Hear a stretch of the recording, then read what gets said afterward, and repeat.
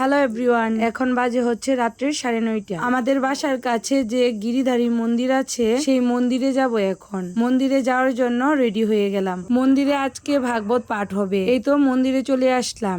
যেই গুরুদেবের কাছ থেকে আমরা দীক্ষা নিছি সেই গুরুদেবই আজকে এই মন্দিরে ভাগবত পাঠ করতেছে। দুষ্ট বুড়াকে সঙ্গে করে নিয়ে এসেছি, যার জন্য একটু পিছনের দিকেই বসেছি। কার্তিক মাসে যখন এই মন্দিরে কোনো গুরুদেব এসে গীতা পাঠ করে তখন প্রচুর পরিমাণে ভক্তের সমাগম হয়। আজ তো হঠাৎ করে গুরুদেব এসে গীতা পাঠ করতেছে, ওরকম একটা লোকজন জানে না যে আজ ভাগবত পাঠ হচ্ছে, তার জন্য কিন্তু ভক্তের সমাগমটা ওইরকম একটা বেশি ছিল না। গুরুদেবের ভাগবত পাঠ শেষ করার পর কিছুটা সময় কীর্তন হলো, কীর্তন শেষ হয়ে গেছে। এখন সবাই মিলে দাঁড়িয়ে গেছি আমরা প্রসাদ পাওয়ার জন্য। প্রসাদ নেওয়ার জন্য আমাদের হাতে কাগজ দিয়ে দিল। এই তো আমরা প্রসাদ পেয়ে গেছি। প্রসাদে ছিল হচ্ছে তোমার চষির পায়েস, মিষ্টি আর হচ্ছে ভুনা খিচুড়ি। প্রসাদ পাওয়ার পর আমরা মন্দির থেকে বাসায় চলে আসলাম। বাসাতে এসে সবাই একসঙ্গে বসে এইবার আমরা খিচুড়ি প্রসাদ খাচ্ছি।